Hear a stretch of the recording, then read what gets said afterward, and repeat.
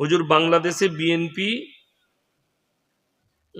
ধানের শীষ জয় হয়েছে এবং আপনার কাছে মানুষ মুফতি আমির হামজা বিপুল ভোটে জয়লাভ করেছেন, এই বিষয়ে আমি বাংলাদেশে ভোট হয়েছে, রাতের বেলায় গণনা হচ্ছে, এখনো গণনা চলছে মনে হয়। দেখেন কেন রাত্রে গণনা, তার কারণ চুরি করতে সুবিধা হবে। তাইলে কে জিতবে? চোরই জিতবে, যে চুরি করতে পারবে সেই জিতবে। আমি কারো পক্ষের লোক নয়। অনেকজন মনে করে যে হাসিনার বিরুদ্ধে ইয়াসিন সাহেব বলেছে তার মানে আর একজনের পক্ষে না, অন্যায় যে করবে তার বিরুদ্ধে আওয়াজ তোলো। আপনারা লিখেলেন যতগুলো জালিম এসছে, জালিম রাজা বাদশা, যারা তার প্রজার উপরে অত্যাচার করেছে, আল্লাহ তাদেরকে বেইজ্জতির সঙ্গে মৃত্যু দিয়েছে। ঠিক বললাম না ভুল বললাম? গুনাবো আপনাকে, ইতিহাসটা পরে গুনাবো, আগে ইসলামের ইতিহাসটা শুনেলেন। কোরআনে এমন একজন বাদশার কথা আল্লাহ উল্লেখ করেছে যে মিশরের মাটিতে দাঁড়িয়ে বলেছিল আনা রাব্বুকুমুল আল, আমি তোমাদের রব, আর আমার থেকে উঁচু পৃথিবীতে কেউ নেই। তার নাম ফেরাউন। পৃথিবীতে এখন আপনাদের মধ্যে কারো বাচ্চা হলে ফেরাউন নাম রাখবে? কথা বলে না? রাখবে না। কেন? সে হচ্ছে ঘৃণিত, সে হচ্ছে অভিশপ্ত, সে পৃথিবীর মানুষের কাছে একজন ঘৃণিত ব্যক্তি। কিয়ামতের সকাল পর্যন্ত সে মানুষের কাছে ঘৃণার পাত্র, মানুষ তাকে ঘৃণার চোখে দেখছে। কেউ এমন আছে এই ভারতে, হিন্দু হোক মুসলিম হোক যে কোনো ধর্মের মানুষ, তার সন্তানের নাম হিটলার রাখবে? কেন রাখে না? হিটলার একজন ছিল অত্যাচারী বাদশা, নেতা। সে 60 লাখ ইহুদিকে চেম্বারে ভরে মার্ডার করে দিয়েছে, গ্যাস চেম্বারে ভরে, এবং বহু হত্যা করেছে, যার কারণে মানুষ তার নাম নিলে ঘৃণার চোখে নেয়। সে অভিশপ্ত কিয়ামতের সকাল পর্যন্ত। ওই জন্য আমার বন্ধুগণ, আমার ভাই, ফেরাউনের মতো বাদশার আল্লাহ নিচুড়ে রস বার করে দিয়েছে, বেইজ্জতির সঙ্গে মৃত্যু দিয়েছে। আর একটা রাজার কথা এসছে, বাদশার কথা কোরআনে, তার নাম হচ্ছে নমরুদ। ইব্রাহিম আলাইহিস সালাতু ওয়াস সালামকে আগুনে নিক্ষেপ করেছিল নমরুদ, চিতার মধ্যে, আগুনের ঝোঁকার উপরে। ইব্রাহিম নবী আল্লাহর কাছে মদদ চাইলেন। কোরআনে আছে আল্লাহ আগুনকে হুকুম জারি করলেন, কুলনা ইয়া না রুকুনি বারদাও ওয়া সালামান আলা ইব্রাহিম, আগুন তুমি ক্ষান্ত হও, আমার ইব্রাহিমের একটা পশমকে তুমি জ্বালাতে পারবে না। আল্লাহর কসম, ইব্রাহিম নবীর একটা পশমকে আগুন জ্বালাতে পারেনি, বলুন সুবহানাল্লাহ। অথচ এই জালিমকে আল্লাহ তাআলা বেইজ্জতির সঙ্গে মৃত্যু দিয়েছিল। পৃথিবীর ইতিহাস তুলে দেখলেন। এখন এদিকে কি মরদ ভাবছেন রাষ্ট্রনেতা দিকে? কে কাকে কিরকম মরদ ভাবছেন? এদের মধ্যে মরদ খুব কম আছে, একজন দুজন আছে, বাকি নেই। আলেকজান্ডারের নাম যারা শিক্ষিত ব্যক্তি আছেন, ডাক্তার মাস্টার আছেন, প্রফেসর আছেন, এমএসসি বিএসসি বিকম, তারা শোনো, ইতিহাসটা খুলে দেখে নাও। আলেকজান্ডার বলে একটা বাদশা এসেছিল পৃথিবীর বুকে, যে দেশে আক্রমণ করেছে সেই দেশটা তার। ইতিহাস বলছে অর্ধেকটা দুনিয়া দখল করে নিয়েছিল সে। এমনকি ভারতেও আক্রমণ করেছিল। যে সময় ভারতে আক্রমণ করেছিল, ভারতের রাজার নাম ছিল রাজা পুরু। হিন্দুদের একজন ভদ্র রাজা ছিল, তার ব্যবহার, আখলাক, চরিত্র এত ভালো ছিল, আলেকজান্ডার আর তার ব্যবহার থেকে ভারতে যুদ্ধ করেনি, ফিরে গিয়েছিল। এটা ইতিহাস বলছে। আমি সত্য মিথ্যা যারা লিখেছে তারা জানে। এই আলেকজান্ডার যখন মৃত্যুবরণ করেছিল, কি করে? বিষ পান করে মৃত্যু হয়েছিল। তাহলে দেখা গেল অর্ধেক দুনিয়া দখল করেও টিকে থাকতে পারল না। আপনার ঘরের কাছে আছে হাজারটা দুয়ারের বাড়ি, নবাব সিরাজউদ্দৌলা, গিয়ে দেখে এসো তার তলোয়ারটা। আপনার মতো 5টা মরদ লাগবে তার তলোয়ার তুলতে গেলে। সেই তলোয়ার নিয়ে নবাব যুদ্ধ করেছে। আজকে নবাব কোথায়? তার অস্তিত্ব মিটে গেছে। তার বাড়ি দাঁড়িয়ে আছে, তার জামা রাখা আছে হাজারদুয়ারিতে, তার খাবারের প্লেট, তার সিংহাসন রাখা আছে। আল্লাহ তাদের অস্তিত্ব মিটিয়ে দিয়েছে। তাহলে আপনাকে জানতে হবে পৃথিবীতে আল্লাহর কাছে শক্তিশালী কেউ নেই। যতগুলো জালিম এসছে 2023 থেকে 2025 পর্যন্ত লাইভ আমাদের প্রজন্ম আমরা দেখলাম, আমাদের বাপ চাচারা দেখলো, আমাদের দাদু যারা বেঁচে আছে তারা দেখতে পেল, চারটা জালিম শাসককে আল্লাহ তাআলা বেইজ্জতি করলেন। নাম্বার 1, শ্রীলঙ্কার প্রধানমন্ত্রী দেশ ছেড়ে পালিয়েছিল, তাদের মন্ত্রীদের আন্ডারপ্যান্ট ছিঁড়ে দিয়েছে, জনতা এত মার মেরেছে, পাছাই বাড়ি খালি। দেখেছেন না দেখেননি? যদি না দেখে থাকেন মোবাইল থাকলে এখনই সার্চ করুন, পেয়ে যাবেন। নাম্বার 2, রাজহাঁসের মাংস, পাতি হাঁসের মাংস, ইলিশ মাছের পাতুড়ি, দেশি মুরগি, টেবিলে ডাইনিং টেবিলে খাবার লেগে গেছে, ম্যাডাম গোসল করছেন, গোসল করেই খানা খাবেন। সেনা প্রধান ঢুকে গেল, জনস্রোত আসছে আপনার কাছে, 40 মিনিট টাইম আছে, যা কাপড় পত্র নিবেন নেন, বেরিয়ে যান, আপনার জন্য হেলিকপ্টার রেডি আছে, জনস্রোত আসছে, আপনাকে হত্যা করে দিবে। সেই মেহমানটা আমাদের দেশেই বসে আছে। আমি নাম আর লব না, অপেক্ষায় আছি। 14 তারিখের পরে ভোট কমিশনার বলেছে অরিজিনাল লিস্ট বার করব, কে কে ভোটার থাকবে কে কে থাকবে না, তারপরে দেখবো এই মালগুলো ভারতে থাকে কি করে।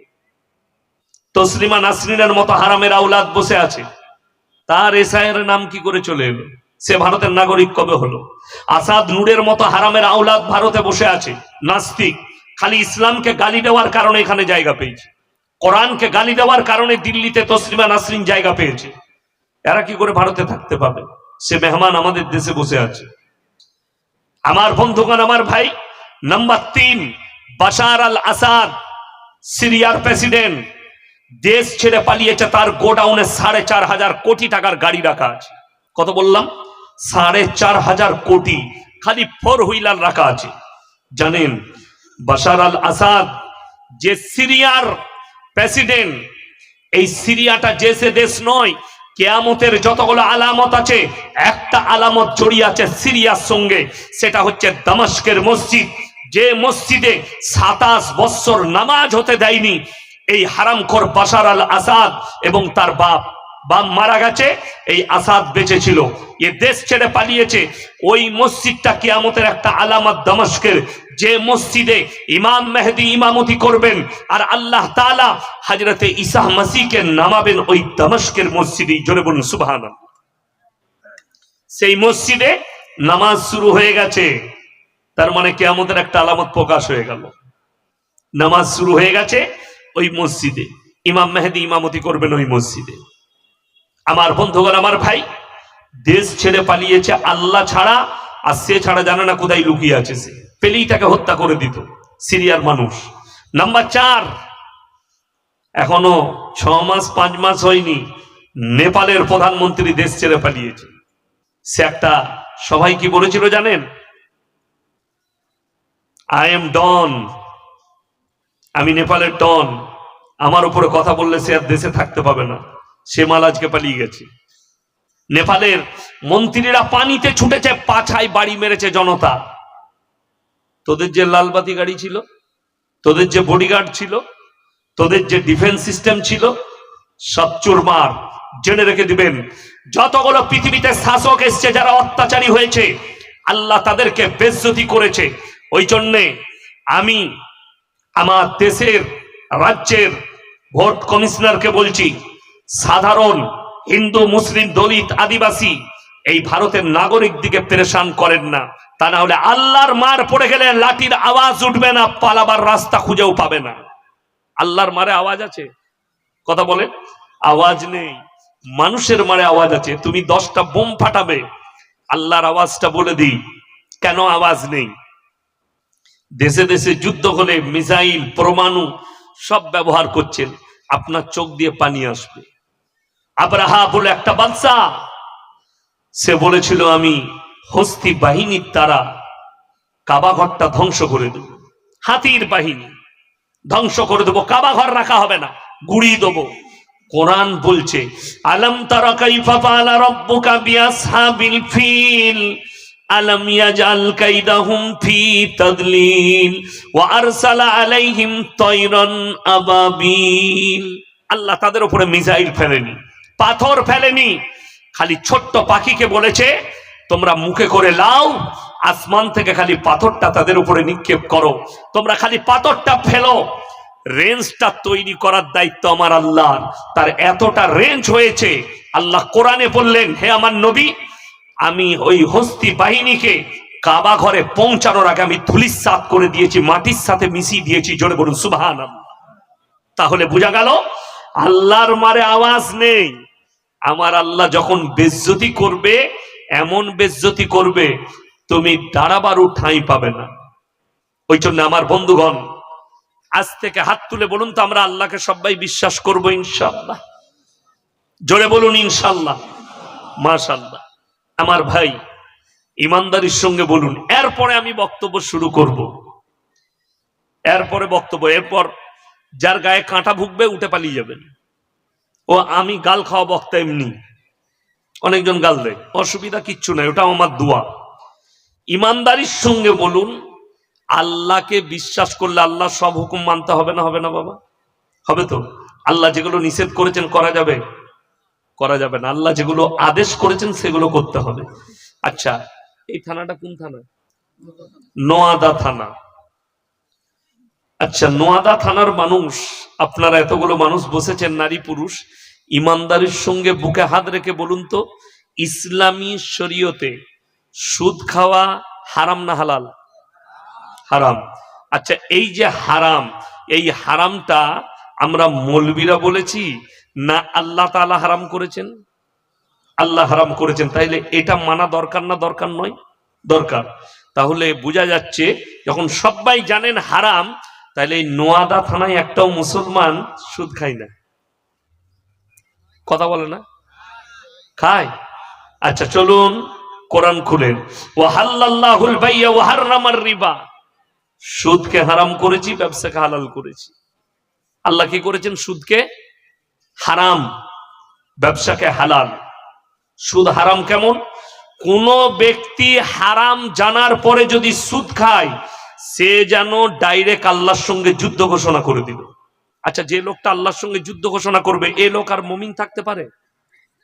পারে না। নাম্বার 2, নবীজি সাল্লাল্লাহু আলাইহি সাল্লামের হাদিস, কোন ব্যক্তি হারাম জানার পরে যদি সুদ খায়, সেই লোকটা নিজের আপন মা যে জন্ম দিয়েছে সেরকম মায়ের সঙ্গে জিনা করার সমান পাপ হবে। বলুন নাউজুবিল্লাহ।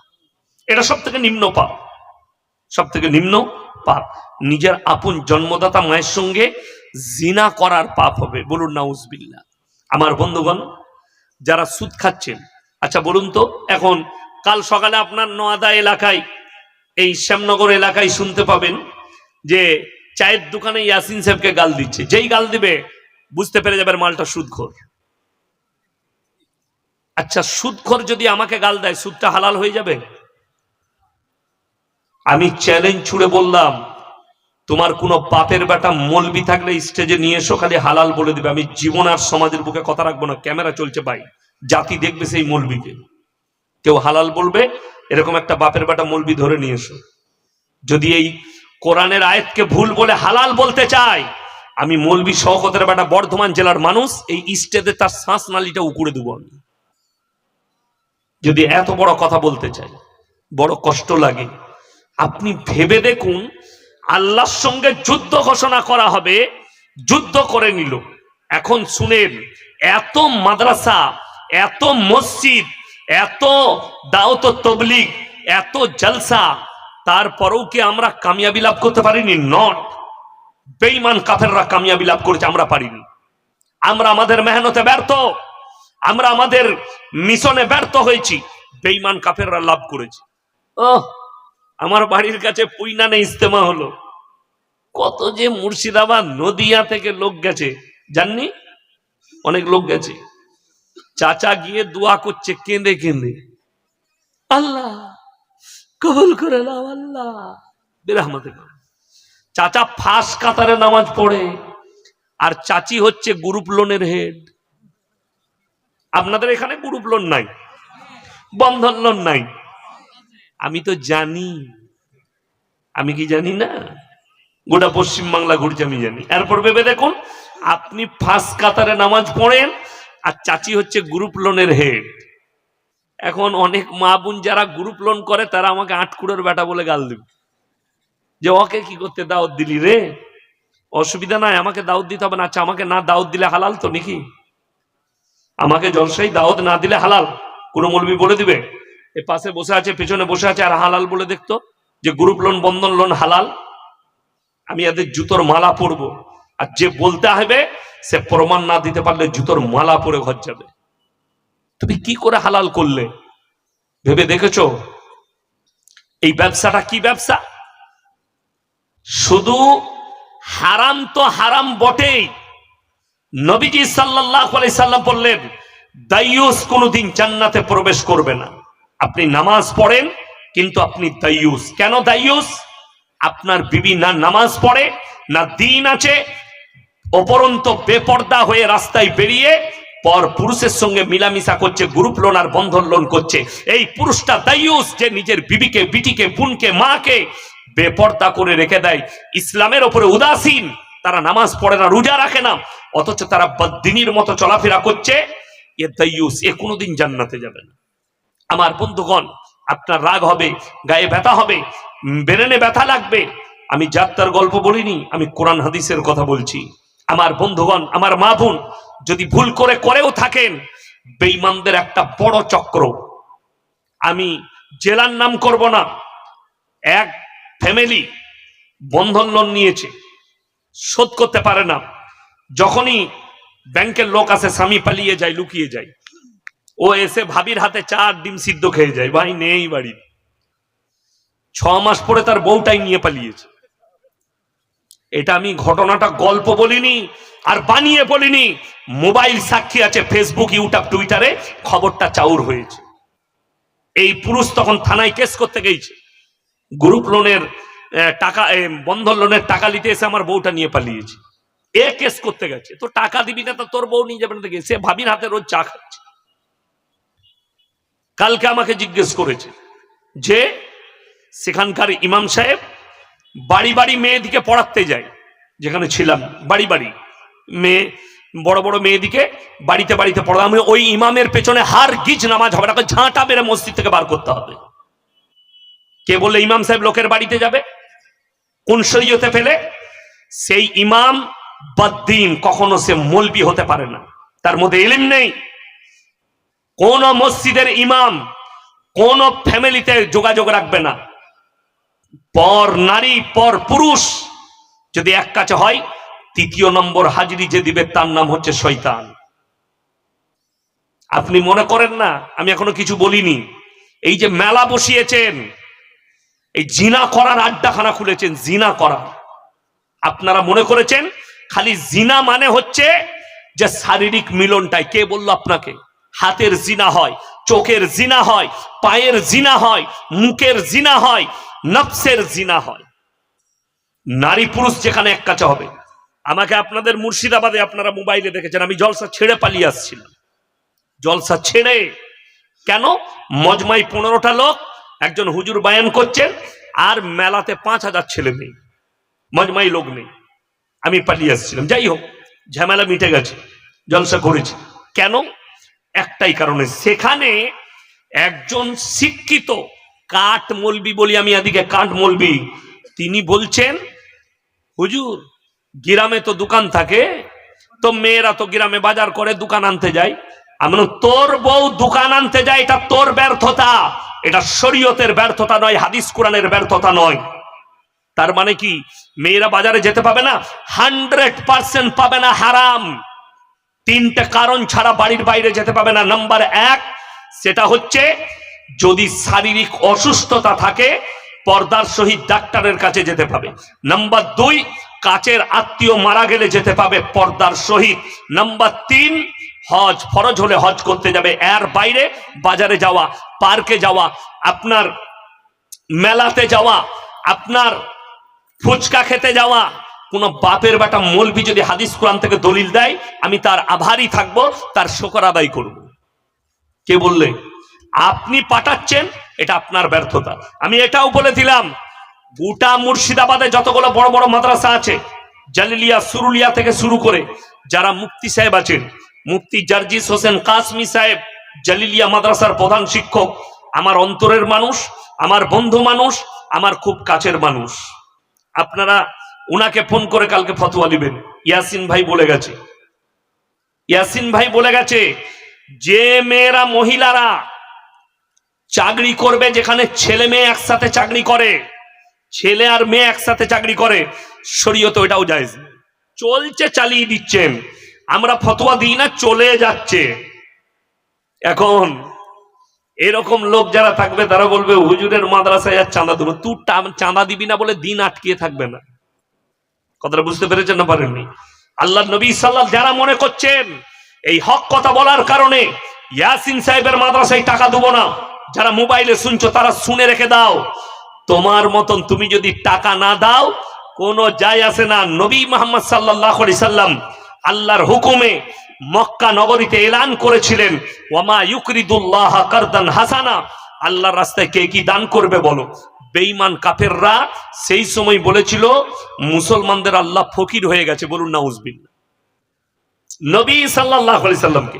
আর তুমি আমাকে গালি দিবে না, আমাকে বলবে না এটা হতে পারে?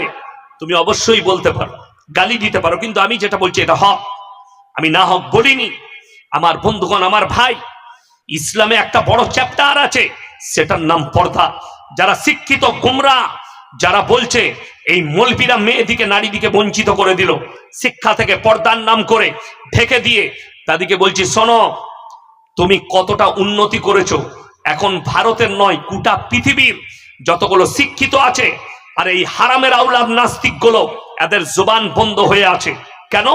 ইফেস্টেন ফাইল প্রকাশ হয়েছে, সেইখানে কোনো মৌলবীর নাম নেই, কোনো আলেমের নাম নেই, কোনো মাদ্রাসা পড়ুয়ার নাম নেই। সেখানে যদি নাম আছে, শিক্ষিতদের নাম আছে। এক হারামখোরকে দেখলাম মোবাইলে, মালটা টেরা বেকা, সব প্যারালাইসিস। আর আমাদের কিছু স্কুলের মাস্টার বাচ্চাদিকে মোবাইলে দেখাতো, পর এর মতন তৈরি হতে হবে। আরে ওর মতন কি করে? আমি খালি চিন্তা করি, সে হারামখোরের পাও বেকা, টেরা, সব টেরা। আমি চিন্তা করলাম এর যন্ত্র তাহলে কি করে ঠিক থাকলো, যে ও ওই জায়গায় গেল, সেই জায়গায় যে সে কাজ হতো না। যারা মুহাম্মদ সাল্লাল্লাহু আলাইহি সাল্লামকে, তসলিমা নাসরিন, তুমি যদি আমার বক্তব্য শোনো, তোমার কানে পৌঁছায়, তুমি যদি আমার বয়ান শোনো, তোমার মতো হারামের আউলাদকে আমি ইনভাইট করলাম। যদি বাপের হিম্মত থাকে বলো, তুমি বলেছো মুহাম্মদ সাল্লাল্লাহু আলাইহি সাল্লাম 6 বছর বয়সে মা আয়েশা সিদ্দিকা রাদিয়াল্লাহু তাআলা আনহাকে বিবাহ করেছেন এবং সংসার শুরু করেছেন 9 বছর বয়সে। নবীজি তো হালাল তরিকায় বিয়ে করেছেন। যারা শিক্ষিত আছেন, মাস্টার ডাক্তার, তাদেরকে বলছি ভালো করে ইতিহাসটা ভারতের খুলে দেখবেন। ঈশ্বরচন্দ্র বিদ্যাসাগর কত বছর বয়সে যেদিনে বিয়ে করেছিল, ওনার বিবির বয়স কত ছিল? সতেন্দ্রনাথ দত্ত যেদিনে বিয়ে করেছেন, তেনার স্ত্রীর বয়স কত ছিল? কবিগুরু রবীন্দ্রনাথ ঠাকুর যেদিনে বিবাহ করেছেন, সেদিনে তিনার স্ত্রীর বয়স কত ছিল? এইগুলো খুলে দেখো, তারপরে নবীজির উপরে আঙ্গুল তুলবে। আর আপনাদেরকে বলে যাচ্ছি, যারা ইমানদার ভাই আছেন, মুমিন ব্যক্তি আছেন, আল্লাহর কসম, নবীজি সাল্লাল্লাহু আলাইহি সাল্লাম 11টা বিবাহ করেছেন, তার মধ্যে 10টা বিধবাকে বিয়ে করেছেন। জোরে বলুন সুবহানাল্লাহ। যারা নবীজিকে গালি দেয়, সেই বেঈমান আর কাফের আর নাস্তিক দিকে বলছি, নবীজি 6 বছর বয়সে মা আয়েশাকে বিয়ে করেছেন, 9 বছর বয়সে সংসার শুরু করেছেন, এটা নিয়ে গালি দাও। কিন্তু একবারও বলেছো আমাদের দেশে, এই ভারতে একটা প্রথা ছিল, আমি যদিও জানি না, মোবাইলে দেখেছি, কাগজে পড়েছি, বইয়ে পড়েছি, সতীদাহ প্রথা। স্বামী মারা গেলে ওই চিতায় জ্যান্ত স্ত্রীকে পুড়িয়ে দেওয়া হতো। রাজা রামমোহন রায় সেটাকে বন্ধ করলেন, যে না, একটা নারী বাঁচার অধিকার রাখে। এটা সেই দিনকার কথা বলছি, 1450 বছর আগে। নবী মুহাম্মদ সাল্লাল্লাহু আলাইহি সাল্লাম, তিনার বয়স হচ্ছে মাত্র 25 বছর, আর তিনি প্রথম বিবাহ করলেন 40 বছরের বুড়ি একজন বিধবা হযরতে খাদিজাতুল কুবরা রাদিয়াল্লাহু তাআলা আনহাকে। জোরে বলুন সুবহানাল্লাহ। আপনার চোখ দিয়ে পানি আসবে। আল্লাহর নবী যখনই দোয়া করতেন, রাত্রে কাঁদতেন, হযরতে খাদিজার জন্য দোয়া করতেন। মা আয়েশা, হাদিসে আছে, মা আয়েশা সিদ্দিকা রাদিয়াল্লাহু তাআলা আনহা জিজ্ঞেস করলেন, ইয়া রাসূলুল্লাহ, আমি আপনাকে দেখেছি প্রত্যেক দিন রাত্রে আপনি খাদিজার জন্য দোয়া করেন, খাদিজার জন্য কাঁদেন কেন? নবীজি বললেন, হে আয়েশা, তুমি জীবনে আর এই কথা বলো না। তোমরা আমার সুখের দিনের স্ত্রী, আর খাদিজা হচ্ছে আমার দুঃখের দিনের স্ত্রী। যেদিনে মক্কায় আমাকে কেউ জায়গা দেয়নি, আমার উপরে অত্যাচার হয়েছে, যেদিনে মক্কায় আমার পাশে কেউ দাঁড়ায়নি, সেই দিনে খাদিজা আমার পাশে দাঁড়িয়েছে, তার গোটা সম্পদকে বিলীন করে দিয়েছে। দুহাত খুলে ইসলামের জন্য খরচ করুন। ইয়া রাসূলুল্লাহ, নবীজি বললেন, খাদিজা জানো, আয়েশা জানো আমি কেন খাদিজার জন্য দোয়া করি? আমি যত রাত্রিতি আমি ইসলামের প্রচার করে যখন বাড়ি আসতাম, আমি খাদিজা বলার আগে দরজাটা খুলে যেত। আল্লাহ রসুল কাঁদতে লাগলেন। আয়েশা, আমি বুকে জড়িয়ে খাদিজাকে জিজ্ঞেস করেছিলাম, খাদিজা আমি তোমার নামটা বলতে না বলতে দরজা কেন খুলে যায়? তিনি বলেছিলেন, মা খাদিজা, ইয়া রাসূল আল্লাহ, আপনি তো শ্রেষ্ঠ পয়গম্বর, আল্লাহর প্রিয় নবী। আমি জেগে দরজায় পিঠটা লাগিয়ে বসে থাকতাম, যাতে বিশ্ব নবী এসে যদি সারা দেয় একটু দেরি হয়ে যায়, আল্লাহর নবীর সঙ্গে বেয়াদবি হয়ে যাবে, স্বামীর সঙ্গে বেয়াদবি হয়ে যাবে। অর্থাৎ আমি জেগে বসে থাকতাম যে আপনি কখন ডাক দিবেন আর আমি দরজাটা খুলে দেব। অর্থাৎ আমি কোনোদিন ঘুমাইনি। আমার মা বোন যারা শুনছেন, এখন আমার মা বোনেদের যা হাল বললে এখন আমি অনেক গাল খাবো। স্বামী মাঠ থেকে এসছে, কই গো এক গ্লাস পানি দাও তো, আর কাজ করছি দেখতে পাওনি নাকি, তুমি নিয়ে খেতে পারো না? ঠিক বললাম না ভুল বললাম? এই মা বলছে আমি জান্নাতে যাব। কি করে?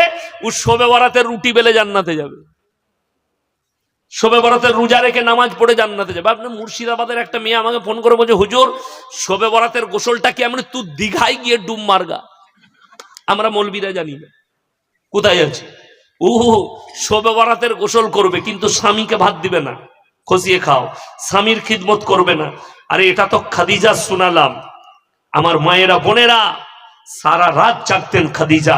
আল্লাহ নবী আসবেন যেন নবীজিকে 3 বার না ডাকতে হয়, ডাকা মাত্র যেন দরজা খুলে যায়। এটা ছিল নবী মুহাম্মদ সাল্লাল্লাহু আলাইহি সাল্লাম। আমার বন্ধুগণ, আমার ভাই, আজকে যারা ইসলামকে গালি দেয়, মৌলবীকে গালি দেয়, আমাদিকে যারা লুঙ্গি বাহিনী বলছো, যারা মাদ্রাসা ছাপ বলছো, যারা বলছো এই মাদ্রাসায় কি হয়, তাদেরকে বলছি, তুমি যে কলেজে পড়েছো, তুমি যে ইউনিভার্সিটিতে পড়েছো, আপনি মোবাইল খুলে দেখলেন এনডিটিভি, আপনার নিউজ 18 বাংলা আর বাংলা, এরাই খবরটা ছেপেছে। যাদবপুর বিশ্ববিদ্যালয়ে একটা স্টুডেন্ট আত্মহত্যা করেছিল হোস্টেলে। খবর পড়েছো না পড়নি? আপনারা দেখেছেন না দেখেননি? যুবকরা দেখেছো? যারা স্কুল কলেজের ছেলে মেয়ে আছেন তারা বক্তব্যটা ভালো করে শুনেন।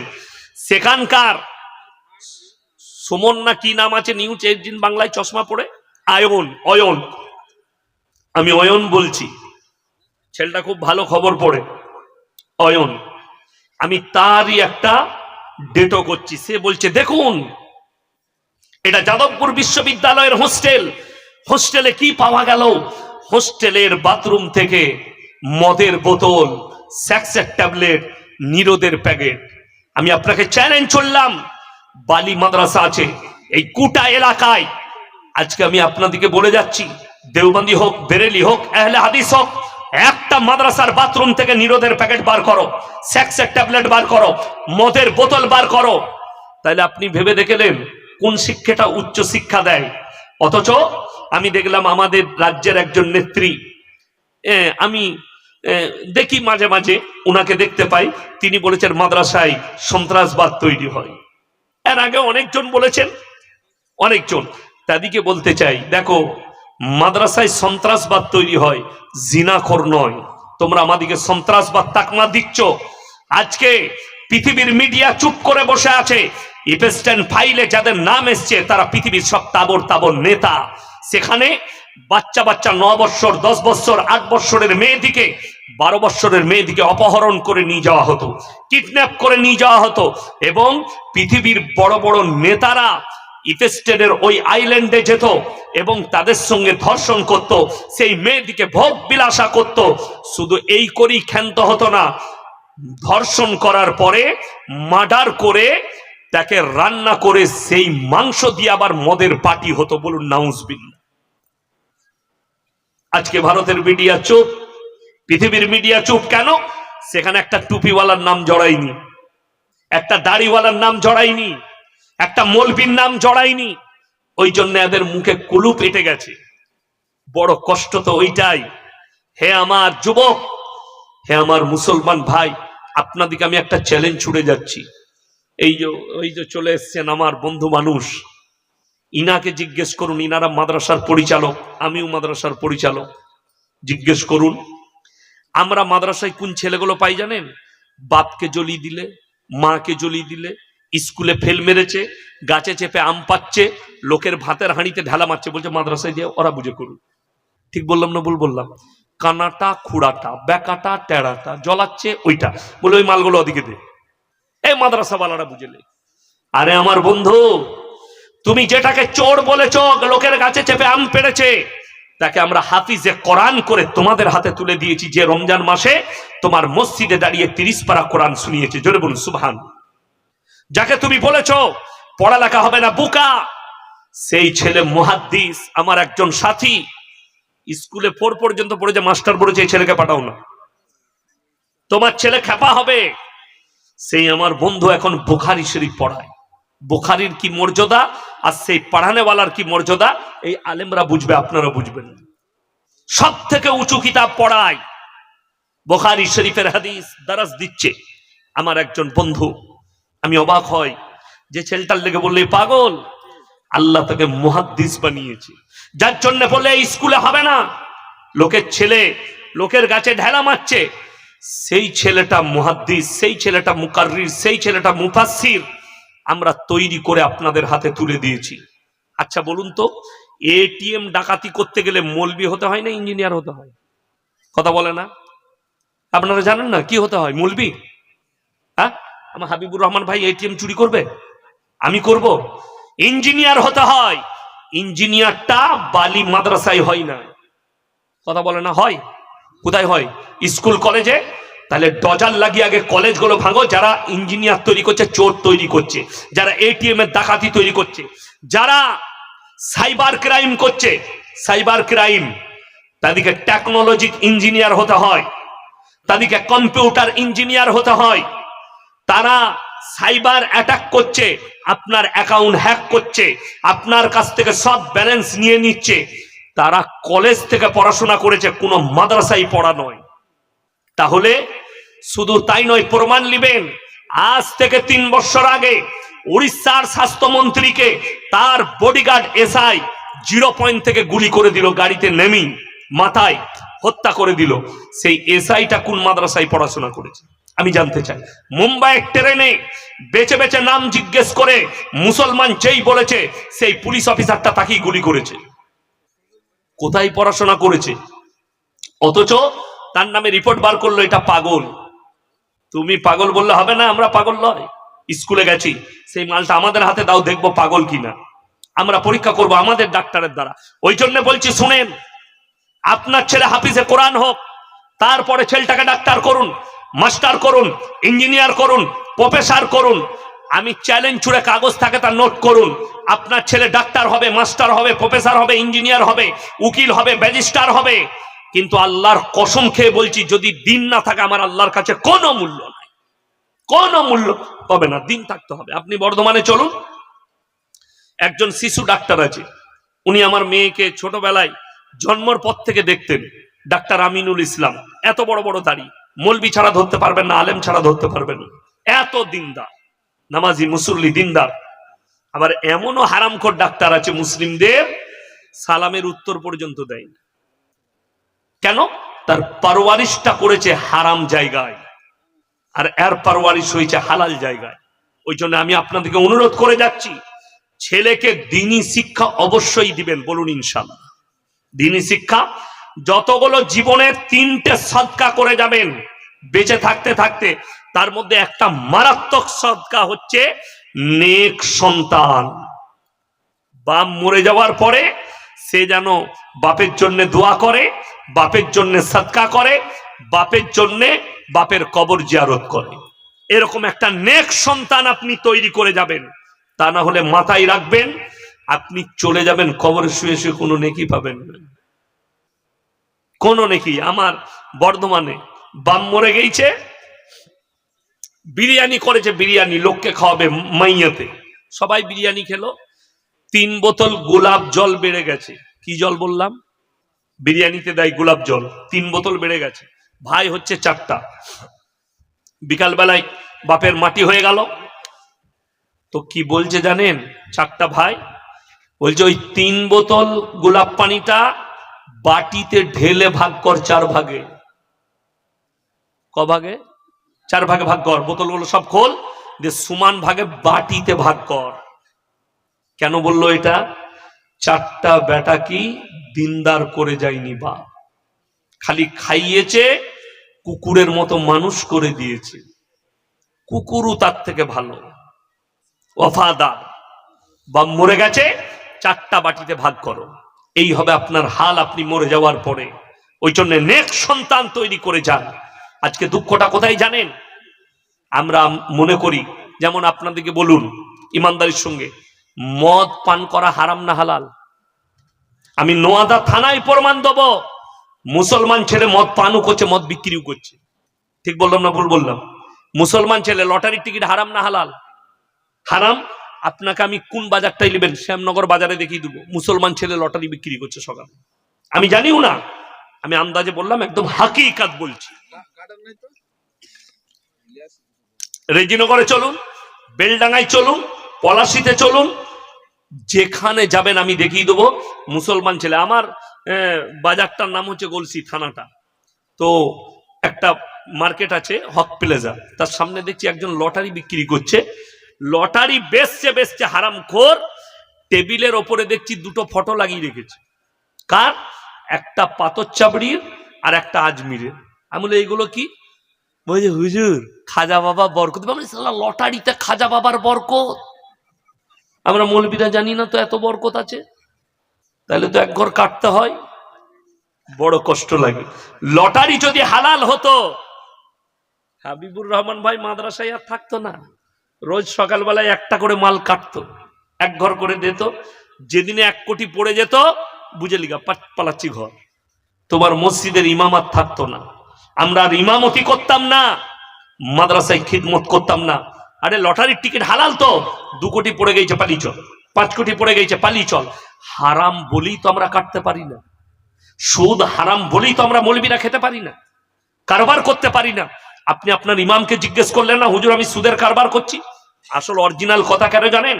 এরা ছাড়ে না, তার মারাত্মক কারণ। এই গাঁজা, গাঁজা হারাম না হালাল? কথা বলেন। হারাম। আমি আপনাকে মুর্শিদাবাদে দেখিয়ে দেবো কত ছেলে গাঁজা ব্যবসা করছে। আরে গাঁজা ব্যবসার ডিজাইন আবার আলাদা। এ হাবিবুর রহমান ভাই আমাদের মতো মৌলবীরা বুঝতে পারবো না। চায়ের দোকানে যাচ্ছি, ওহো হুজুর, এই যে হুজুর চাটা মুচ মুচ মুচ, ভালো করে চা বানা। বুঝে হুজুর চাইতে একটু এলাচ দেবো নাকি? আমরা দাও। জুত করে আমাদের লেগে চা হচ্ছে। 2টো যুবক এলো, আরো বাইক নিয়ে, একদম অ্যাপাচি গাড়ি নিয়ে এলো। ঢুকেই বলছে ভাই 2টো চা দিস, আর ওইটা 2টো দিয়ে দিস। আমি আর ভাই দুজনে মিলে চিন্তা করছি, আল্লাহ ওই 2টো মাল কি? আবার চা তো লিবে লিবে, আবার 2টো কি? পরে খোঁজ পেলাম ওইগুলো হচ্ছে গাঁজার পুড়িয়া। হারাম কর চাও বেচছে, গাঁজার পুড়িয়াও বেচছে। অবাক হবেন, লটারি বিক্রি করছে এই লোকটা, আবার জুম্মার দিনে আতর লাগিয়ে ফার্স্ট কাতারে নামাজ পড়ে। একদম জান্নাতের একদম আলা দরজায় যাবে ও। কেন? হ্যাঁ, জান্নাতে যাবার দরজা তো আমরা মৌলবীরাই বানিয়ে দিয়েছি, বানাইনি? হ্যাঁ, মানুষ তো বুঝে লিয়েছে। এই যে মাদ্রাসার জলসা, আমার আগের বক্তা আদায় করছিলেন না? করছিলেন না? আদায় করছিলেন। হাবিবুর রহমান ভাই বললেন যে একটু দোয়াটা করে দেন, তো হুজুর সুর করে দোয়া করে দিলেন। এখন আপনারা শ্রোতা, আমি বক্তা, আমি তো জানি না। আমি বললাম বাবা আল্লাহর রাস্তায় দিলে জান্নাতে চলে যাবে। একজন ছুটে এসে, সুদখোর, দেখলে হুজুর তো জান্নাতে ভরছে, 2000 টাকা আমার হাতে দিলে। আর আমি আহারে বান্দানে গোনাই মাসে ছিল, আজিল কিনা ছিল, 2000 দিল, দিয়ে জান্নাতে ভরে দিলাম। সুদখোর দেখলে আল্লাহ হুজুর তো ভালোই জান্নাতে দিচ্ছে, 5টা জলসাই 5 দুগুণে 10,000 দিয়ে দেবো, 5টা জান্নাত রেডি। তোর হুজুর মার খাবে আর তুইও খাবি, রেডি থাক। তুই হুজুরকে বলেছিস যে আমি সুদের টাকা দিচ্ছি, আমি সুদখোর বলে একবার দেখ তোর কোন বাপের বেটা দোয়া করে তোর লেগে। আর একটা লাইন আমাদের দেশে আছে, যত রকমের পাপ আছে যা করলে কোনো অসুবিধা নাই, মরে গেল, আমাদের দেশে আছে মরে যাওয়ার পরে মিলাদ পড়িয়ে জান্নাত। আপনাদের এখানে মিলাদ হয় না? হয়তো সারা জিন্দেগি সুদের কারবার করলো। আমি অন্য মৌলবীর কথা, আমি নিজের কথা বলছি। সারা জিন্দেগি সুদের কারবার, মদের ভাটিতে জীবন কেটে গেল। ইয়াসিন সাহেবকে ফোন করলো, হুজুর আমার বাপ মরে গেছে, মিলাদ করবেন, যাব। কত দিবে বাপ? হুজুর 10,000 টাকা। আসার দিনে জিজ্ঞেস করলে, হুজুর সকালবেলায় ফোন করছে কি কি খাবেন?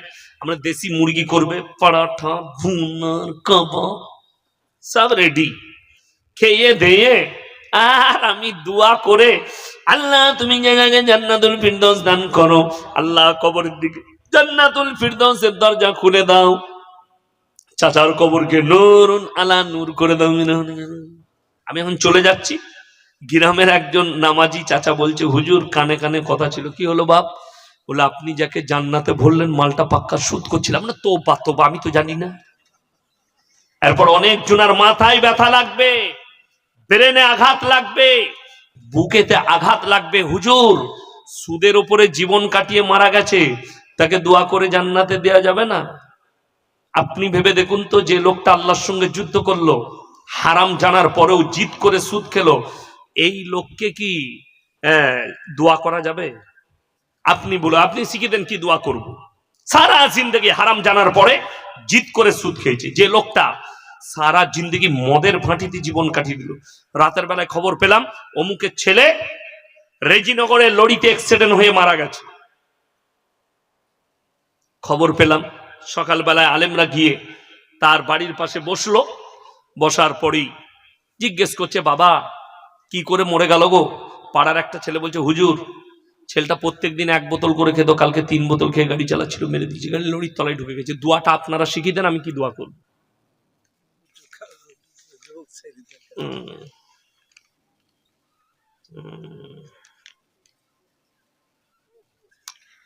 আমার বন্ধুগণ, আমার ভাই, বড় কষ্টের সঙ্গে বলছি।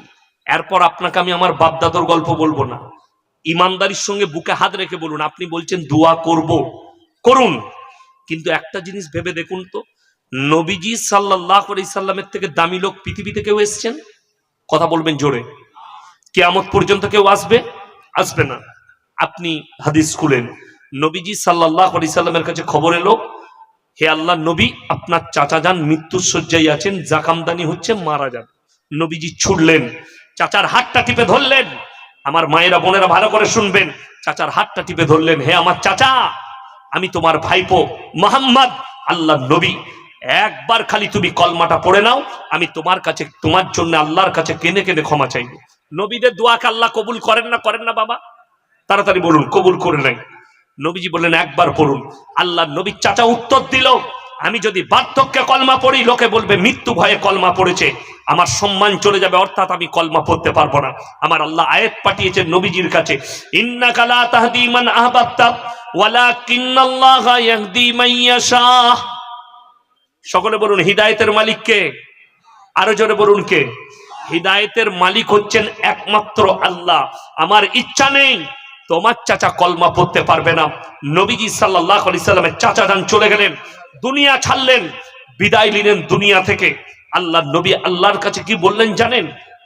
কেঁদে কেঁদে, আল্লাহ তুমি আমাকে যতদিন না নিষেধ করবে, আমি আমার চাচার জন্য কেঁদে কেঁদে তোমার কাছে ক্ষমা চাইব। নবীজি ক্ষমা চাইতে লাগলেন, কার জন্য? হিতাকাঙ্ক্ষী চাচার জন্য। আল্লাহ তুমি আমার চাচাকে ক্ষমা করে দাও, আল্লাহ এটা আমার জানের সদর চাচা, আল্লাহ মাফ করে দাও। আমার আল্লাহ জিবরিল আমিনকে পাঠালেন, মা কানা লিন নবী ওয়াল্লাযীনা আমানু আন ইস্তাগফিরু লিল মুশরিকিন ওয়ালাউ কানু উলি কুরবা। হে আমার নবী, যারা মুশরিক হয়ে, বেঈমান কাফের হয়ে, বদ্দিন হয়ে মারা গেছে, তাদের জন্য দোয়া করতে পাবে না, যদিও সে তোমাদের নিকটতম আত্মীয় হয়। ভেবে দেখুন, যদি নবী মুহাম্মদ সাল্লাল্লাহু আলাইহি সাল্লামকে আল্লাহ নিজের চাচার জন্য দোয়া করতে নিষেধ করে, খালি মুশরিক হওয়ার কারণে, কাফের হওয়ার কারণে, বদ্দিন হওয়ার কারণে, আপনার বাপ, আপনার চাচা, আপনার বেটা সুদের ওপরে জীবন কাটিয়ে মারা গেল হারাম জানার পরে, ইমাম বুঝিয়েছে, মৌলবি বুঝিয়েছে, কোরআন হাদিস শুনিয়েছে, ইমাম জুম্মায় জুম্মায় সুদের বয়ান করেছে, তুমি জিদ করে সুদ খেয়েছো, ও মৌলবীর কথা মানি না, ও কোরআন হাদিস মানি না, তুমি জান্নাতে যাবে মানে? কে বলে দিল? সারা জীবন মদ আর সুদের কারবার করলে পশ্চিম কোন দিকটা দেখলে না? আপনারা ইমানদারির সঙ্গে বলুন, 5 ওয়াক্ত নামাজ পড়া ফরজ না ফরজ নয়? ফরজ। আমাদের দেশে 90% লোক বেনামাজি। ঠিক বললাম না ভুল বললাম? 90টা লোক 100-র মধ্যে নামাজ পড়ে না। 3টে কোয়ালিটির নামাজি আছে এদের মধ্যে। এই 10%-এর ভেতরে আবার 3টে কোয়ালিটি। একটা হচ্ছে জুম্মার, একটা হচ্ছে 5 ওয়াক্তের, আর একটা মাল হচ্ছে ঈদ আর বাকরা ঈদ। ও জীবনে নামাজ পড়ে না। ঈদের দিনে গলায় লাল তোয়ালি, সাদা জামা, সাদা লুঙ্গি পরে চলে গেছে, পেছনের কাতারে দাঁড়িয়ে বলছে, হুজুর হুজুর একটু নিয়ত খান বলে দেন তো। নিয়ত নিয়ে কি করবি? দরুদ শরীফ জানে না, আত্তাহিয়াতু জানে না। আমি যেখানে নামাজ পড়াই সেখানে একটা ছেলে এসে আমাকে বলছে, হুজুর নিয়তটা বললাম। আত্তাহিয়াতুটা শোনা জানি না, দরুদ শরীফ জানি। তুই খালি গিয়ে মাথা ঠোক, তোর এমনি কিছু হবে না। তুই তো আবার কাল থেকে নাই, জোহর থেকে নাই, তো তুই মাথা ঠুকে দিলি হয়ে যাবে। বলে হয়ে যাবে? হ্যাঁ, তুই মাথা ঠুকবে যা। লাল তোয়ালি লাগিয়ে চলে গেছে। তোয়ালিটা কার? শাশুড়ি দিয়েছে। জামা কার? শাশুড়ির। গেঞ্জি কার? শাশুড়ির। লুঙ্গি কার? শাশুড়ির। আন্ডার প্যান্ট কার? শাশুড়ি। বলে তোর কি? বলে ন্যাংটো লোকটা খালি আমি। ও 20 রমজান থেকে বউকে খালি খুঁচাচ্ছে, ফোন করলি? আবার ফোন খান কর, এখনো ঈদই এলো না। তোর বাপ মরদ পয়দা করেনি, তোকে হিজড়ে পয়দা করেছে। একটা লুঙ্গি কেনার ক্ষমতা নাই, শাশুড়ির দিকে তাকিয়ে আছিস। আর তুমি মরদ পয়দা করতে পারোনি। আমার মা, আমার ভাই, তুমি না মরদ পয়দা করেছো। আর তুমি নিজেও একজন হিজড়ে, যে বিয়ানের ঘর থেকে সেমুই আসবে, তারপরে তোমার ঘরে সেমুই রান্না হবে। তোর কেনার ক্ষমতা নেই। আমাদের দেশে তো এই মুর্শিদাবাদ আর নদিয়ার আর মালদার কারণে অ্যাপাচি বাইকটার নাম রাখা হয়েছে জামাই বাইক। ওটা না দিলে বিয়েই হবে না। ও হারাম করে বিয়ে করবে না, অ্যাপাচি চাই। জমি বেচেও অ্যাপাচি গাড়ি দিতে হবে। কে বললো আপনাকে? আর এগুলো বন্ধ হয়নি কেন জানেন? তার একটা কারণ আছে মারাত্মক। কেন বন্ধ হয়নি? একটা জিনিস, আমি 2বার ইন্দোরে জলসা করেছি। ইন্দোর মানে হচ্ছে মধ্যপ্রদেশের একটা শহর। আমি 2বার জলসা করেছি গ্রিন পার্কে। বাঙালি সব সোনা ব্যবসায়ীরা থাকে আমার বর্ধমানের হুগলির, তারা আমাকে নিয়ে গিয়েছিল। ওইখানে গোটা মধ্যপ্রদেশের উলামা বোর্ড একটা ফাইসালা করেছে, যারা বেটার বিয়েতে পণ নিবে, যৌতুক নিবে এবং গান বাজনা করবে, শরীয়ত বিরোধী কাজ করবে, সেই নিকাহ কোনো মৌলবি পড়াবে না। সব মাল জব্দ হয়ে গেছে, সব বন্ধ হয়ে গেছে। যৌতুকও বন্ধ, সবকিছু বন্ধ। এখন আবার একটা গোলমাল আমাদের রাজ্যে। কোনো যদি ইমানদার লোক, এখন হাবিবুর রহমান ভাইয়ের বন্ধু, তাকে হাবিবুর রহমান বললে, তোমার বিয়েতে যাব না কিন্তু পণ নিলে। বলে হুজুর আমি 1 টাকাও পণ নেব না। এখন মেয়ের বাপকেও বলছে যে ভাই আমি তো আলেম উলামাদের সঙ্গে উঠা বসা করি, তো আমি 1 টাকাও পণ নেব না ভাই, 1 টাকাও লাগবে না। তখন মেয়ের বাপ খোঁজ নিচ্ছে, একবার দেখতো ছেলেটার কোনো দোষ আছে নাকি, ভাই টাকা চাইছে না যে, এতেও দোষ। কথাটা বুঝতে পারেননি? ছেলের বাপ টাকা নেবো না বলেছে, তাতেও দোষ হয়ে গেছে। বলছে দেখ ছেলেটার কোনো গোলমাল আছে নি।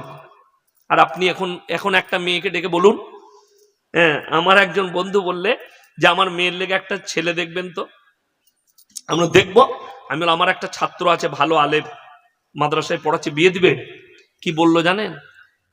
আমার মেয়ে দাড়িওয়ালা ছেলেকে বিয়ে করবে না। আমরা গাঁজাখোর গুটখাখোরকে করবে। বড় কষ্ট লাগে। দাড়ি রেখেছে সেই যুবককে বিয়ে করবে না। কেন? কেন করবে না? তার কারণ আছে। তার মারাত্মক কারণ হচ্ছে ওকে মেলা ঘুরতে নিয়ে যাবে না, ওকে পার্কে নিয়ে যাবে না, ওকে বেপর্দা ভাবে ঘুরাবে না, ওকে ফিল্মে নিয়ে যাবে না, ওকে রেস্টুরেন্টে নিয়ে যাবে না। যার কারণে ও দাড়িওয়ালা ছেলেকে বিয়ে করবে না। আপনি খালি তাকিয়ে দেখুন। জানেন, আপনাকে একটা তথ্য দিয়ে যাচ্ছি, ভাইজান বসে আছে আমার পাশে, সব থেকে বেশি মুর্শিদাবাদ আর নদিয়ার মালদা, এই 3টে জেলায় মানে কথাতেই বউকে তালাক। এই 3টে জেলায়।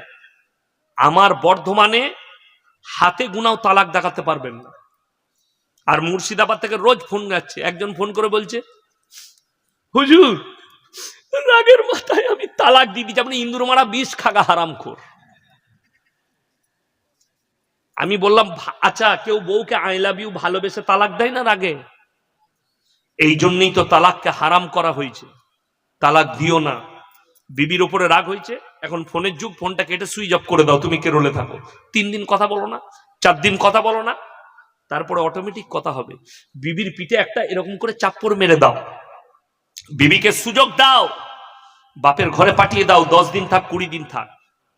আমি আপনাকে দেখিয়ে দেবো, মুর্শিদাবাদ জেলায় আমার কাছে প্রমাণ আছে, ডিভোর্স হয়ে গেছে, মৌলবিদিকে না জানিয়ে ওই হারাম বিবিটাকে নিয়ে আবার চলছে। ও কোনো ব্যাপার নাই, মৌলবিদিকে খালি জানাই না। ও আচ্ছা আচ্ছা, আমরা না জানলে পাপ হবে না, তাই তো কথা বলে না? আমরা মৌলবিরা না জানলে পাপ হবে না। আসল জাননেওয়ালা কে? আল্লাহ। কোরআনে আছে সূরা আল ইমরান প্রথম পৃষ্ঠা, ইন্নাল্লাহ লা ইয়াখফা আলাইহি শাইউন ফিল আরদি ওয়ালা ফিস সামা। আসমান আর জমিনের মধ্যে এমন কোন জিনিস নেই যেটা আমার আল্লাহর কাছে গোপন আছে। এমন কোন জিনিস নেই যেটা আল্লাহর কাছে গোপন আছে। আল্লাহ সব জানেন, আল্লাহ সব খবর রেখেছেন। ওই জন্য ভাই, পাপ করলে মনে মনে ভাববেন, কেউ দেখুক আর না দেখুক, পৃথিবীতে আমার আল্লাহ আমাকে অবশ্যই দেখছেন, তাইলে পাপ করতে মন যাবে না। আপনি ভাববেন যে আমি আর একটা নারী আছি, পাপে লিপ্ত হচ্ছি, কিন্তু 3য় নম্বর যে হাজিরি দিচ্ছে আমাদের কাছে, তিনি আল্লাহ অবশ্যই দেখছেন। শয়তান তো এন্ট্রি মারছে, আমার আল্লাহ দেখছেন আমার পাপটা।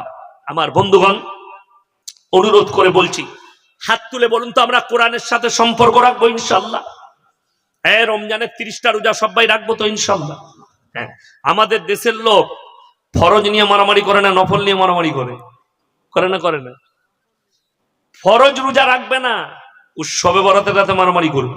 গোটা হাওড়া, হুগলি, বর্ধমান, মেদিনীপুর, 2 24 পরগনা সারা রাত খালি শবে বরাতের রাতে 15ই শাবান ওরা গুটকাখোরগুলো ছুটে বেরিয়েছে, জীবনে নামাজ পড়ে না, ও শবে বরাতের রাতে। আর আমি খালি চিন্তা করছি, কিছু কিছু গ্রামে বোম ফাটে, বোম। আপনাদের এলাকায় ফাটে না? দাঁড়াম দাঁড়ুম।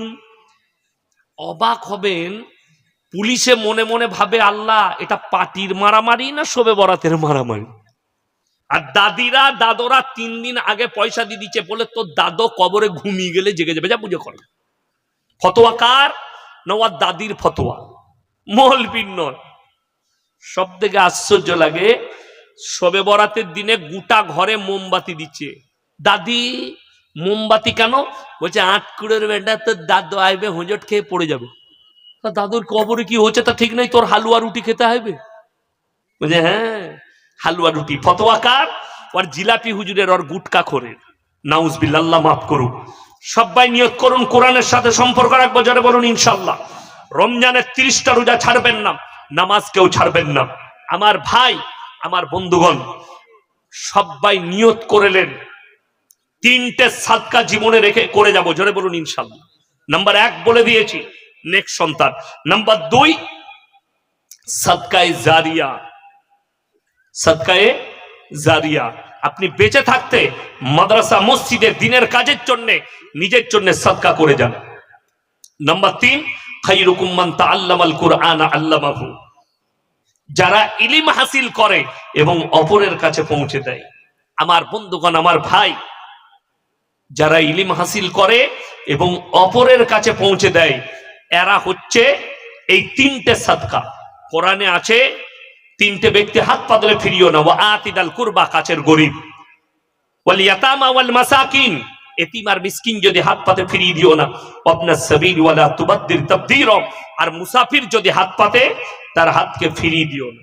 কি কি আছে আমি দেখে দিচ্ছি একটু।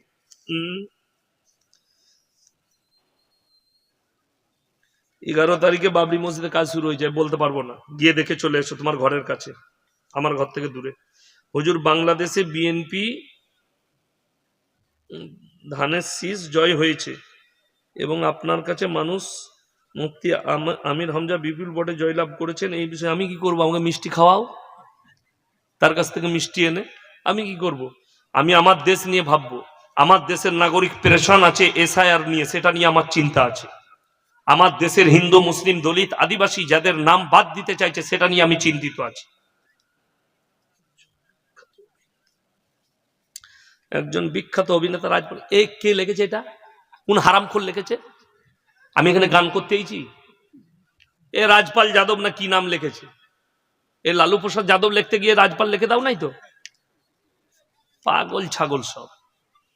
আমার ভাই অনুরোধ করে বলছি, কোরআন হাদিসের একটা কথা বলুন, বলা যাবে কি সব ফালতু প্রশ্ন করে। বাবরি মসজিদ আমার জেলায় না তোমার জেলায়? কথা বলে না, এটা মুর্শিদাবাদ জেলা না কোথায়? তো তোমার জেলায় তোমার ঘরের কাছে তুমি গিয়ে দেখে এসো, আমাকে প্রশ্ন করছো কেন? আমি কোথা থেকে আসছি তা ঠিক নাই, বড় কষ্ট লাগে। হচ্ছে আলহামদুলিল্লাহ, ভালো হয়ে যা, ওইসব নিয়ে প্রশ্ন করো না আমাদের। যা হবে সেটা হবে, যেটা আল্লাহ মঙ্গল আছে সেটা করবে। আল্লাহর কাছে দোয়া করবো, আল্লাহ যেটার মধ্যে মঙ্গল আছে তুমি সেটা করো, বলুন আমিন। বাস আমার ভাই, আমি অনুরোধ করছি, এটা মাদ্রাসা তো, তিনটে ব্যক্তি যদি হাত পাতে হাতকে ফিরিও না। আজকের সভায় সব থেকে বড় মুসাফির আমি, এই তো আমি সব থেকে বড় মুসাফির। প্রায় 475 কিলোমিটার রান করলাম। আমার বন্ধুগণ, আমার ভাই, আমি অনুরোধ করব, এই কোরআনের মহব্বতে, নবীজি সাল্লাল্লাহু আলাইহি সাল্লাম বলেছেন জাকিরা, গচ্ছিত সম্পদ, মানুষ কিয়ামতের দিনে কাঁদতে লাগবে। আমি যদি আরো কিছু বেশি দান করতাম, সাদকা করতাম, আমার জন্য মঙ্গল হতো। আমি বলবো, একজন ভাই কেউ আছেন এই মাদ্রাসার জন্য আমার হাতে 5,000 টাকা দিবেন, 5,000 টাকা কোরআনের মহব্বতে একটু এসে মোলাকাত করবেন। আপনি রমজান মাসে দিবেন, 1 মাস পরে 5,000 টাকা। আমি ইয়াসিন আপনার কাছে চাইছি, মাদ্রাসার জন্য ভিক্ষা চাইছি, এই এতিমদের জন্য, মিসকিনদের জন্য, কোরআনের শিক্ষার জন্য। একজন হাত তুলেন না, কেউ যদি থাকেন 5,000 টাকা আল্লাহর বান্দা আমার হাতে দিবেন। ইনশাল্লাহ দেখি কেউ আছেন কোন আল্লাহর বান্দা। মাত্র 5,000 টাকা বলেছি, একটু হাতটা মিলিয়ে যান। আপনি 1 মাস পরে দিবেন, 2 মাস পরে দিবেন, মাত্র 5,000 টাকা বলেছি। একজন ভাই যদি কেউ থাকেন ইমানদারি সঙ্গে, একজন ভাই, আমি একজনকে চেয়েছি, কেন 5,000 টাকা। ভাই কে আছেন একটু হাত তুলেন। আমি জানি এটা মুর্শিদাবাদের মাটি, এই মাটি দানের মাটি। আপনাদের হাত আল্লাহ অনেক লম্বা করেছে। আমি বিভিন্ন জেলায় বলি, মুর্শিদাবাদের হাতকে আল্লাহ দানের হাতকে অনেক লম্বা করেছেন। তাই আমি বলবো, একজন আল্লাহর বান্দা কেউ নেই, ইনশাল্লাহ আমি ফজরে দোয়া করব আপনার জন্য। আমি কালকে সবাই দোয়া করব। আল্লাহ, লাস্টে আমি একটু অনুরোধ করেছিলাম মাদ্রাসার জন্য, কোরআনের জন্য, একজন আল্লাহর বান্দা আমার হাতে হাত রেখে ওয়াদা করেছে 5,000 টাকা দিবেন। মাশাআল্লাহ, আসুন ভাই, জাযাকাল্লাহ। কি নাম ভাই? শাহের আলী মন্ডল। মাশাআল্লাহ, আল্লাহ ভাইয়ের হায়াতে বরকত দেখ, রুজি রোজগার আল্লাহ বরকত দেখ, কারোবারে আল্লাহ বরকত দেখ, ভাইয়ের আল্লাহ জানে মালে ইজ্জতে বরকত দেখ আল্লাহ তাআলা। না না, ও চিনে নিবে। মাশাআল্লাহ, আমার ভাই, ইনার জুড়ি হবার জন্য আর একজন কেউ আছেন 5,000 টাকা ইনার জুড়ি হবার জন্য? এটা বিজোড় হলো 1। 2 নম্বর হওয়ার জন্য কে আছেন, কোন ভাই আছেন? আর একজন আল্লাহর বান্দা আমার হাতে হাত মিলিয়ে 5,000 টাকা বলবেন। একজন ভাই, এটা জানি আমি মুর্শিদাবাদের মাটি, দানের মাটি। আমার বিশ্বাস আপনাদের কাছে ব্যর্থ, মুর্শিদাবাদ আমি কোনোদিন হয়নি কোন জায়গায়। আর একজন আল্লাহর বান্দা কেউ আছেন, আমি যার জন্য জান ভরে দোয়া করব। ভাই একটু বলুন। আমি মাদ্রাসার জন্য হাত পেতেছি, এখন আমি সভা শেষ করিনি, এখন আলোচনা করব। আর একজন আল্লাহর বান্দা, খালি একজন হয়েছে, আর একজন খালি আমার সঙ্গে হাত মিলিয়ে বলে দেন 5,000 টাকা আপনি দিবেন। যদি না আসেন একটু হাতটা তুলে দেন। যদি গোপন দান হয় আপনি গোপনে বলে দেন যে গোপন দান, বিনা নামে বলে দেন। একজন আল্লাহর বান্দা অনেক দিয়েছে, আপনি মরণের পরে বুঝতে পারবেন আমি আরো কিছু দিয়ে এলে আমার জন্য মঙ্গল হতো। আমার ভাই, আর একজন বান্দা মাত্র 5,000 টাকা বলেছি, একটু আমার সঙ্গে হাত মিলিয়ে বলে যাবেন যে আমি দেবো। আল্লাহ অনেক দিয়েছে, অনেক জায়গায় খরচ করছেন, আপনি আল্লাহর রাস্তায় দিবেন।